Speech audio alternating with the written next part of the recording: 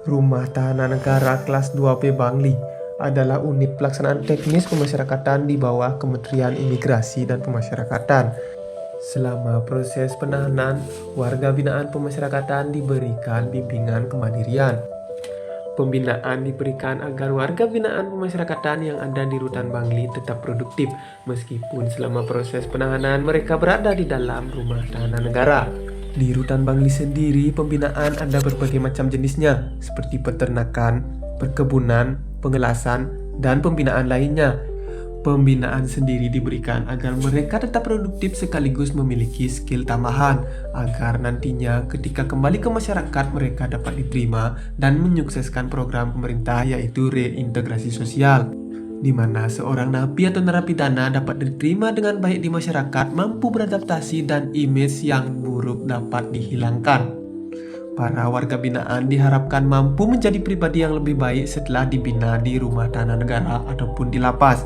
Meskipun latar belakang mereka merupakan seorang yang melawan hukum, melanggar peraturan, tapi besar harapan pemerintah dengan adanya pembinaan di rumah tahanan negara, mereka dapat menjadi pribadi yang lebih baik, dapat bermanfaat tidak hanya untuk dirinya sendiri, tetapi untuk orang-orang di sekitarnya.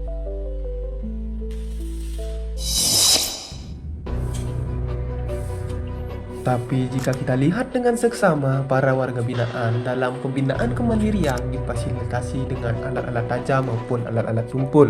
Setiap warga binaan yang difasilitasi alat-alat untuk membantu memudahkan mereka dalam pembinaan sangat-sangat berpotensi menimbulkan gangguan keamanan dan ketertiban. Selain mengganggu keamanan, alat-alat ini dapat berpotensi digunakan sebagai alat-alat pelarian maupun alat-alat sebagai senjata untuk melukai orang lain. Maka dari itu, penting bagi petugas untuk memperketat pengawasan dan melakukan pemantauan setiap saat. Mohon izin, perkenalkan nama saya Idewo Kusuma, bisa dipanggil Dewo. Jabatan saya sebagai seorang CPNS penjagaan di Rumah Tahanan Negara Kelas 2B Bangli. Mohon izin menampilkan video dokumentasi terkait pengadaan alat kerja di bengkel. Jadi mau lagi langsung saja kita simak videonya.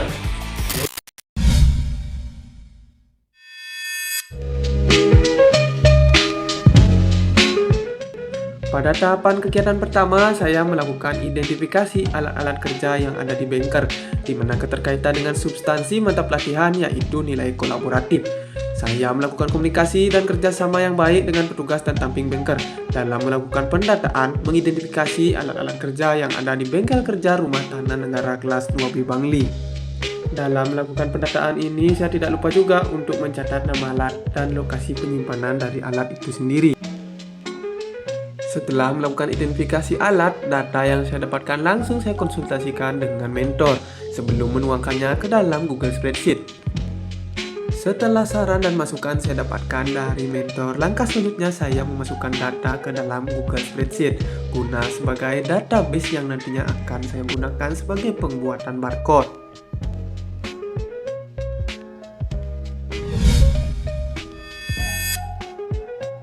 Pada kegiatan kedua ini, di mana tahapan yang pertama yang saya lakukan adalah menentukan format dan informasi yang ada pada barcode. Saya melakukan kinerja terbaik, memastikan informasi yang termuat pada barcode sesuai dengan kondisi alat, di mana keterkaitan substansi mata pelatihan yaitu kompeten.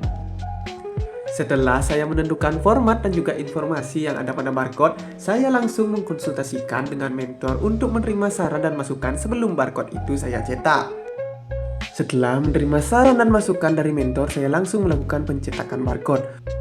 Saya melakukan pencetakan barcode sesuai dengan pendataan alat yang ada di bengkel, memastikan antara barcode sesuai dengan data sehingga dapat dipertanggungjawabkan terkait keaslian data dan juga barcode yang terpasang nantinya. Setelah saya melakukan pencetakan barcode, langkah selanjutnya yaitu memasang kode unik atau barcode ini pada setiap alat yang ada, memastikan antara barcode yang terpasang sesuai dengan data yang ada pada barcode itu sendiri. Keterkaitan dengan substansi mata pelatihan yaitu berorientasi pada pelayanan, di mana saya bersikap responsif dengan memasang barcode sebagai kode unik pada setiap alat, memudahkan pendataan dalam peminjaman ataupun pengembalian alat. Pemasangan dilakukan secara teliti dan seksama, memastikan antara alat dan barcode sesuai dengan data yang ada.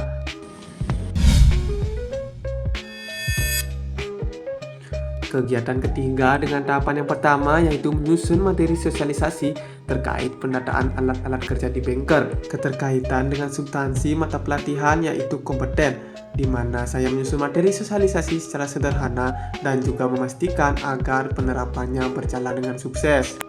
Sebelum melakukan sosialisasi, tidak lupa juga untuk materi yang sudah saya susun, saya konsultasikan terlebih dahulu dengan mentor, di mana keterkaitan substansi mata pelatihan yaitu kolaboratif. Setelah menerima saran dan masukan dari mentor terkait materi sosialisasi, saya langsung mengumpulkan petugas dan juga damping banker untuk menjelaskan terkait tujuan dan juga manfaat pendataan alat-alat yang ada di banker ini, di mana keterkaitan substansi mata pelatihan yaitu harmonis. Saya menyampaikan informasi dengan santun, jelas, dan juga menghargai perbedaan terkait petugas dan damping banker.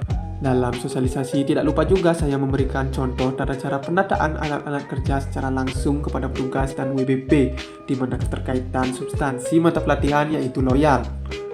Saya berkontribusi secara langsung membantu WBP dan petugas untuk memahami tata cara pendataan alat-alat di banker guna meningkatkan persentase keberhasilan dari penerapan sistem yang baru ini. Mempraktekkan tata cara pendataan alat secara langsung memastikan pemahaman dari WBP atau warga binaan pemasyarakatan dan juga petugas ini semakin meningkat, tidak hanya berdasarkan pemaparan yang saya berikan. Di kegiatan 4 ini dengan tahapan kegiatan pertama yaitu mengkonsultasikan dengan mentor terkait penerapan pendataan alat dengan sistem barcode dan spreadsheet ini, di mana keterkaitan substansi mata pelatihan yaitu loyal. Dengan dedikasi yang tinggi agar terrealisasi dengan baik, saya mengkonsultasikan terlebih dahulu terkait pendataan alat-alat kerja di banker sebelum diterapkan secara langsung oleh petugas dan WBP. Setelah melakukan konsultasi dengan mentor, penerapan langsung dilakukan, di mana saya melakukan pendampingan pendataan alat-alat kerja di banker guna memudahkan petugas apabila ada hal-hal yang kurang dipahami. Sinkronisasi data secara langsung dilakukan antara hasil pemindaian dengan database yang masuk dalam spreadsheet, di mana keterkaitan substansi mata pelatihan pada kegiatan ini yaitu kompeten.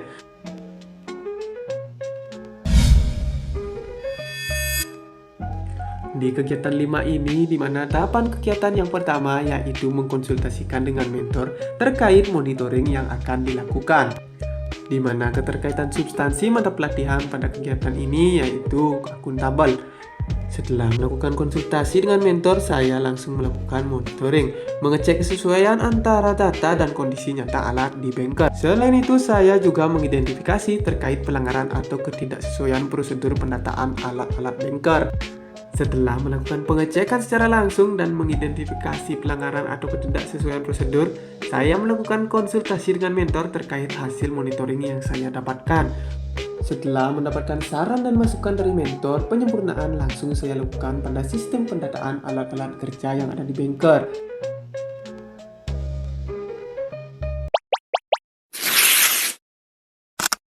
Kalau masalah manfaatnya, kita lebih dipermudah untuk pengecekan barang keluar walaupun masuk.